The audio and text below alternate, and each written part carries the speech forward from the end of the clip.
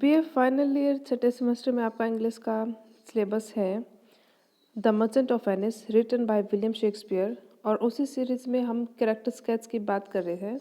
आज हम शार्लॉक की डॉटर का कैरेक्टर स्केच करेंगे और देखेंगे कि नॉवेल में कितना रोल है इस लड़की का। जेसिका शार्लॉक की बेटी का नाम है और यह कहानी में विक्टिम की तरह इसका रोल मुझे लगता है। बाकी अगर आप समरी पढ़ें और डिसाइड करेंगे कौन से कैरेक्टर के बारे में आपको कौन सी बात लगती है। अगर हम प्रोटोगनिस्ट की बात करें तो Antonio is treated as the main protagonist of the story. और विलेन की बात करें तो उसमें शैलोक को ही विलेन का रोल मिला है। अब विक्टिम मतलब शिकार कि जो त्रासदी की घटना जिनके साथ हुई हो उसको विक्टिम कहा जाता है। बच्चे इसको विक्टिम मैंने क्यों कहा, जेसिका को विक्टिम क्यों कह सकते हैं? वैसे कोई डेफिनेशन नहीं होती कि पर्टिकुलर विक्टिम ही कहना है, वो तो हमारी अंडरस्टैंडिंग की बात है। कहानी में क्या है, जेसिका की मदर नहीं है, उनके फादर है जो शाइलॉक। अब शाइलॉक हमेशा अपने बिजनेस के बारे में बातें करते रहते हैं और वो बिजी है कि पैसे कमाने में, वो money minded kind of person है। अब जेसिका की लाइफ में कुछ अफेक्शन की कमी उसको लगती है, मम्मी भी नहीं है, पिताजी भी बिजी रहते हैं। तो Jessica is facing kind of lack of love in her life कि उसकी लाइफ में एक प्रेम की फैमिली की अटेंशन की कमी रहती है। अब जेसिका के बारे में हमने स्टोरी में जाना कि अपने फादर शैलोक को बताए बिना, उनकी सहमति के बिना जेसिका ने उनके घर से बहुत सारा पैसा लिया। वो पैसे लेके निकली घर से और बहुत सारे ज्वेलरी लेके निकली और सारा ज्वेलरी लेकर वो एंटोनियो के ही किसी फ्रेंड के साथ एक सीक्रेट उसकी लव लाइफ थी, उसके साथ, उस फ्रेंड के साथ जेसिका घर से निकल जाती है।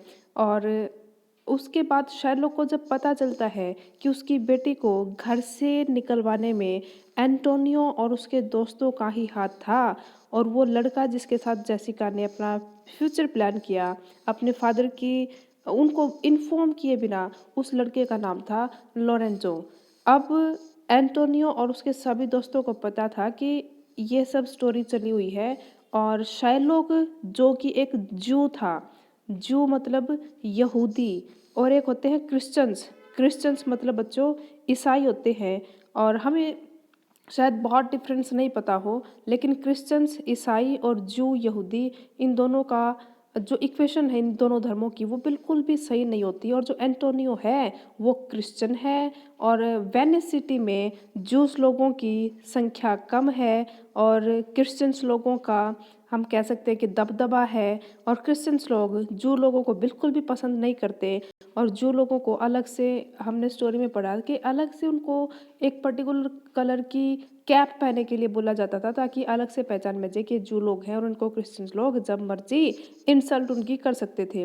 तो ये हमने स्टोरी समझी जेसिका की कि कैसे जेसिका अपने फादर की कंसेंट के बिना, उनकी सहमति के बिना, उनके घर से उनकी मेहनत से कमा गया पैसा धन दौलत लेकर एक लड़के के साथ एक सीक्रेटली वहाँ से निकल जाती है। और इस प्रकार हम कह सकते हैं कि वो शिकार थी, वो विक्टिम थी। हम तो कहेंगे कि वो अच्छी लड़की नहीं थी, अच्छी इंसान नहीं थी कि उसने अपने फैमिली में एल्डर जो मेंबर्स थे उनसे बात तक नहीं की और उनकी कमाए हुए पैसे को, वो मेहनत से कमाए हुए पैसे को वो घर लेके घर से चली गई। लेकिन अगर उसकी स्टोरी को समझे कि एक इंसानी पहलू, हम इसकी स्टोरी को समझे कि कोई भी इंसान जब उसको बेसिक नीड्स उसकी फुलफिल ना हो तब उसका कोई भी एक्टिविटी, कोई भी एक्शन वो ले वो इंसान, तो उसके पीछे कोई ना कोई वजह रहती है। फिर भी जेसिका और अच्छा बिहेवियर कर सकती थी, जेसिका के पास और भी अच्छे ऑप्शन हो सकते थे। ये हम मैच्योरिटी नहीं कहेंगे, इसका जो डिसीजन रहा वो मैच्योरिटी की कमी का था। अगर फादर डॉटर में अच्छी इक्वेशन रही होती तो डेफिनेटली जेसिका अपने पिताजी को हर वो बात शेयर करती जो उनको पता होनी चाहिए। लेकिन उनके पीछे भी एक वजह है, जैसे हमने पिछले वीडियो में शेयर किया था बच्चों। आप शैलोक का कैरेक्टर स्केच हुआ है जेसिका का। अब जहाँ तक ये दोनों एक दूसरे से जुड़े हैं कहानी में, तो कॉमन बातें जो होंगी वो दोनों के कैरेक्टर स्केच में लिखी जाएंगी, लेकिन जिनका कैरेक्टर स्केच होगा मेनली फोकस उनकी बातों पर ज़्यादा होगा। तो शार्लॉक की स्टोरी के बारे में हमने समझा था, शायद किसी हेल्प बुक में ना भी दिया हो, वो एक न्यूट्रल आपको ओपिनियन प्रेजेंट करते हैं हेल्प बुक में जो लिखा था वो मटेरियल। लेकिन मैं कहती हूँ आप बार बार रिवाइज कीजिए, मल्टीपल रिवीजन से जो कॉन्सेप्ट आपके क्लैरिटी होगी, जो माइंड में कॉन्सेप्ट क्लियर होंगे, वो कोई किसी और के ओपिनियन से नहीं हो सकता, क्योंकि आपके खुद के विचार ही तो विकसित होने चाहिए। यही तो हमारी स्टडी का पर्पज है। तो जेसिका अपने फादर के साथ उसकी बहुत अच्छे कॉर्डियल रिलेशन ना होने की वजह से ही उसने ये फैसला लिया, ये हमने समझ लिया। अब शार्लॉक विलेन की तरह है, क्योंकि सारा टाइम पैसे कमाने में, पैसा जोड़ने में उसका लगा रहता है। परिवार की तरफ उसका अन्य ध्यान होने की वजह से जेसिका की ये कंडीशन अगर हम माने, इस वजह से हम जेसिका को विक्टिम कह सकते हैं। लेकिन फिर भी हम अगर कंक्लूड करते हैं अपनी बात को, तो जेसिका के पास और अच्छे ऑप्शन हो सकते थे। और जेसिका के पिताजी शार्लॉक के बारे में जैसा कि हमें पता है कि उनके साथ बिल्कुल भी अच्छा व्यवहार नहीं होता था। एंटोनियो है, बसानियो है, ये सभी क्रिश्चियंस थे, और ये एक इंसान के तौर पर तो किसी को देखते भी नहीं थे, वो जू है या फिर वो क्रिश्चियन है, इसी बात का आंकड़ा रहता था। अगर जू है तो वो नफरत का ही एक सब्जेक्ट मैटर होता क्रिश्चियंस लोगों के, और जू लोग बड़ी जिल्लत भरी जिंदगी जीते थे। शायद ये वजह हो सकती है एक इंसान के व्यवहार को डिसाइड करने में कि शार्लॉक और अच्छा हो सकता था, वो विलेन शायद ना भी होता। और उसके फैमिली में जो प्रॉब्लम्स चलती थी कि उनकी वाइफ की चलो डेथ हो गई, ये तो उनके हाथ में बात नहीं थी, लेकिन उनकी जो फैमिली में अभी जितने भी लोग बचे हैं, रिलेटिव्स हैं, जो फैमिली मेम्बर्स हैं, उनके साथ उनका व्यवहार और अच्छा होता अगर उनकी लाइफ में थोड़ी खुशियाँ होती और इतने टेंशन्स ना होते। तो ये हमारा पॉजिटिव ओपिनियन है। और एक कंडीशन की हम बात कर सकते हैं, जब जेसिका या शार्लॉक के कैरेक्टर स्केच की बात आती है, कि जैसे ही शार्लॉक को पता चलता है कि उसकी लड़की घर से बहुत सारा पैसा लेकर, बहुत सारी ज्वेलरी लेकर, कीमती सामान लेकर अपने सीक्रेट लवर के साथ चली जाती है बिना इन्फॉर्म किए, वो परमानेंट घर छोड़ के चली जाती है, इस बात का सदमा शार्लॉक बर्दाश्त नहीं कर पाता और पागलों की तरह वो दौड़ने लगता है। और वो उसके मुंह से पहली बात जो निकली वो अपनी बेटी के लिए नहीं थी, डॉटर के लिए नहीं थी। उन्होंने जो बात कही वो यही था कि वो उनका पैसा, उनकी मनी चली गई है। तो ऐसा ये हम देख सकते हैं कि किसी भी इंसान के लिए पैसा इतना भी क्या कीमती हो गया। शायद कोई स्थिति ऐसी रही है कि उसने देख लिया कि पैसे के बिना काम नहीं चल रहा भैया, इंसान के बिना एक समय पे हमारा काम चल सकता है।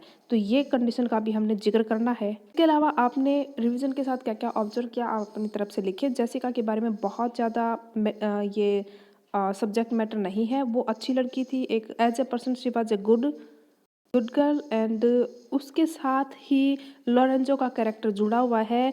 और अगर पेपर में लॉरेंजो के कैरेक्टर स्केच की बात आए, जो कि जिसके चांस बहुत कम है, फिर भी आने को कुछ भी आ सकता है, आपकी अंडरस्टैंडिंग को परखने के लिए वो माइनर से माइनर डिटेल के बारे में भी पूछ सकते हैं कि क्या आपने स्टोरी में उन बातों की तरफ ध्यान दिया या नहीं दिया, और आपकी अंडरस्टैंडिंग क्या कहती है, इस बात को जज करने के लिए वो कुछ भी पूछ सकते हैं। मेरे हिसाब से अगर दोनों में कैरेक्टर स्केच की बात आए तो जेसिका के कैरेक्टर स्केच के आने की ज़्यादा संभावना है।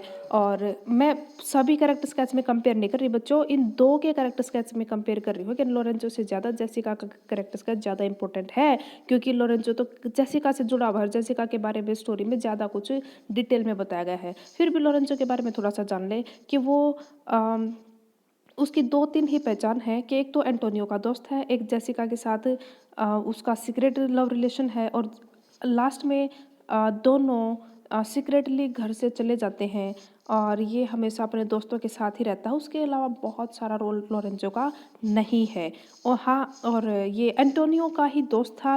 एंटोनियो और उसके बाकी फ्रेंड्स को पता था कि लॉरेंजो और जेसिका का सीक्रेट लव रिलेशनशिप चल रहा है, और जब ये दोनों घर से निकलते हैं तो एंटोनियो और बाकी फ्रेंड्स ने इनकी हेल्प की थी, और उसके बाद वो शार्लॉक को भी इस बात के लिए बेइज्जत करते हैं कि देखो तुम्हारी बेटी घर से चली गई है, कैसे बाप हो तुम, कैसे तुम्हारी बेटी है। इस प्रकार किसी इंसान को जब जिल्लत भरी शब्दों का प्रयोग किया जाता है उसके लिए, उसको एक इंसल्टिंग मैनर में ट्रीट किया जाता है, तो क्या उम्मीद कर सकते हैं कि कोई इंसान कितना खुश रहेगा।